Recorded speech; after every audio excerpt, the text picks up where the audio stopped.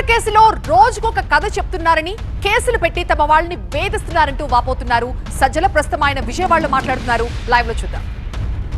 ECM అంటే external CM Chandrababu Naidu గారు, ఇద్దరు డీసీఎంలు, ఒకరు డిప్యూటీ సీఎం పవన్ కళ్యాణ్, ఇంకో డిఫాక్టో సీఎం లోకేష్. వీళ్ళు ఎవ్వరు ప్రజలకు జవాబుదారీతనం తీసుకునే పరిస్థితులు లేరు, తీసుకోవాలని కూడా వాళ్ళు అనుకోవట్లే. ఎందుకంటే ఈ 4 ఏళ్ళు ఏం జరగదులే, మేమే ఉంటాం, ఆ తర్వాత ఎలాగో ఇది లాస్ట్ చాప్టర్, క్లోజ్డ్ చాప్టర్ అయిపోతుంది.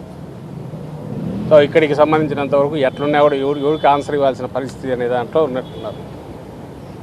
ఇది ఈరోజు రాష్ట్రంలో పరిస్థితి. Thank you. 11 కోట్లకు సంబంధించినటువంటి వ్యవహారం పైన పదే పదే మీ పార్టీకి రాజకేశ్ రెడ్డికి ముడిపెట్టి ముడుపులు తీసుకున్నారని ప్రధానమంత్రి ఆరోపణ చేశారు. సిట్టు కూడా ఈ 11 కోట్లు సీజ్ చేశారు. దీన్ని ఎట్లా చూస్తారు? ఎట్లా ఎన్నిసార్లు చెప్పినా మళ్ళీ అక్కడికే వస్తుంది. స్కామ్ అంటే ఎక్కడో పుట్టారా, ఇక్కడ నుంచి ఇట్లా పోయింది, పాలసీ డీవియేషన్ ఇక్కడ జరిగింది, దీనివల్ల రెవెన్యూకి లాస్ అయింది. అందుకే మేము ఎప్పుడు చెప్తుంటాం, 14-19 మధ్య జరిగింది స్కామ్. సంవత్సరానికి 1300 కోట్ల ఆదాయం వచ్చే ప్రివిలేజ్ ఫీజును క్యాబినెట్లో కూడా చర్చించకుండా, ఫైనాన్స్ డిపార్ట్మెంట్ కంకరెన్స్ తీసుకోకుండా జీవో ఇచ్చేసి క్యాన్సిల్ చేశారు. సీఎం విత్ సీఎం నాలెడ్జ్, ఒక దాంట్లో అయితే సీఎం సంతకం కూడా ఉంది. అది స్కామ్ అంటాము. స్కామ్కు అవకాశం ఉందని ఇన్వెస్టిగేట్ చేయాలి. ఎందుకంటే 1300 కోట్లు ఆదాయం వచ్చేది, లాస్ వచ్చింది రెవెన్యూకు. ఇది కాక కిందికి బెల్ట్ షాపుల వల్ల వరకు ఎక్సెస్ రేట్తోనో, మార్కెట్ ఎంఆర్పీ కంటే ఎక్కువ రేటుతోనో చేసినవి ఆ గతం. ఇప్పుడైతే ఇంకా అడ్డగోలుగా మీరే చూసినారు, మార్జిన్ సరిపోదని నోటిఫికేషన్లో లేని తర్వాత పెంచారు. ఇంకా అలాగే బెల్ట్ షాపులు ఎట్లున్నాయో మీకు తెలుసు, ఎక్కడెక్కడ ఉన్నాయనేది. పర్మిట్ రూమ్లు ఎట్లున్నాయో మీకు తెలుసు.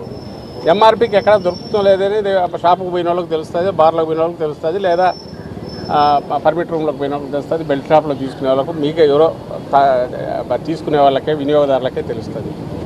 ప్రత్యేకంగా చెప్పాల్సిన అవసరం లేదు. కొన్ని రెవెన్యూ ఏమైనా పెరిగిందా నీ పాలసీ వల్ల?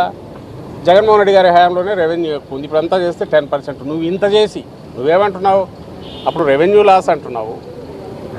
మరి నువ్వు చేసిన దీనివల్ల, నువ్వు చెప్పే సోకాల్డ్ మేజర్ పెద్ద బ్రాండ్స్ అన్నీ వచ్చినందువల్ల రెవెన్యూ 30-40% పెరిగిండాలా?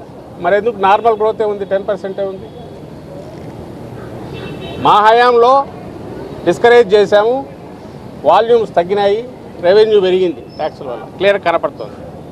నీ హయాంలో వాల్యూమ్స్ ఇబ్బడిముబ్బడిగా పెంచినావు, రెవెన్యూ పెరగాలి అనుకున్నట్టు. షాపులు కింది వరకు తీసుకెళ్ళావు, ఇండ్లలో పెట్టండి ఒకటే. ఇప్పుడు డోర్ డెలివరీ కూడా అంటున్నారు మీ స్విగ్గీలో ఇట్లా వాటి ద్వారా. ఊర్లలో అయితే డోర్ డెలివరీ చేస్తున్నారు అంటున్నారు. బలవంతంగా తాపించమని టార్గెట్స్ పెడుతున్నారు. మరి ఎందుకు పెరగలే? ఇవన్నీ ప్రజలు ఆలోచించాలి క్వశ్చన్స్. ఇప్పుడు ఈరోజు